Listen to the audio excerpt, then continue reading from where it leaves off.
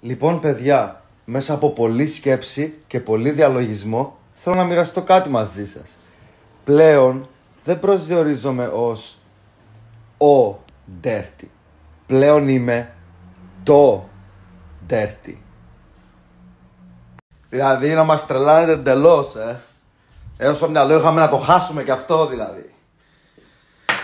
Μαλάκα, σκέψου να έχεις παιδί να έρθει να σου πει έλα μπαμπά, ακούς. Πλέον δεν είμαι ο, πλέον είμαι το.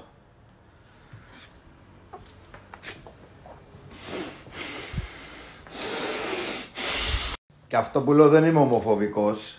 Έχω φίλους γκέι και μια χαρά όλα good και πιάνουμε καράζουμε. Είναι διαφορετικό το ένα με το άλλο. Άλλο να είσαι γκέι και άλλο να είσαι καθυστερημένος. Δεν ξέρω, μαλάκες, σοβαρά, έχει ξεφύγει η φάση, μπρο. Δεν ξέρω. Κατά διαόλου. Πείτε κανένα γάρο να ξυπνήσετε, ρε. Τα.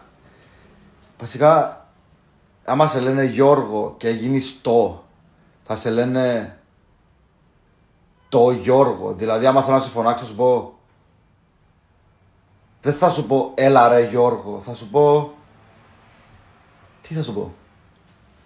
Ή άμα θέλω να σε φωνάξει κάποιος, τι θα σου πει? Γαμώ τι έχετε!